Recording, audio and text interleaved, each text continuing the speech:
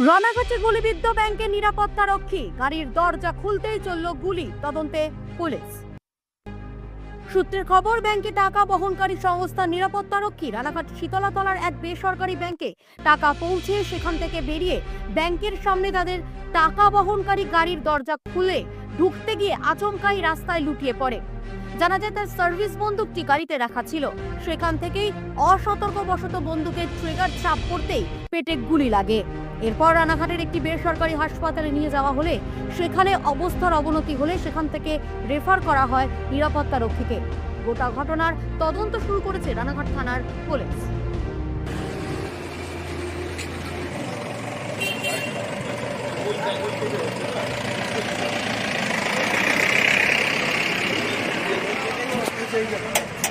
আর কে ছিল জানেন?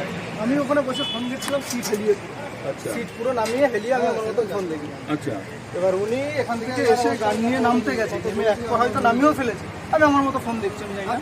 এবার এখান থেকে একবার দিয়ে নিচেই নেমেছে, নামার পরে দেখলাম ওই পা বেঁধে পড়ে গেলে যেমন আওয়াজ হয় রাস্তায়, সেরকম আওয়াজ হয়। এবার পটাশ করে আওয়াজ হলো, আমি ওখান থেকে বেরিয়ে এসে দেখলাম শুয়ে পড়ে আছে।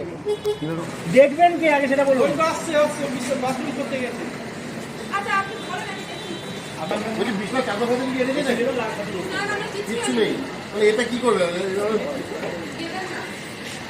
চাদর কি করবে? দিয়ে দেবে, নিচে দিয়ে দেবে।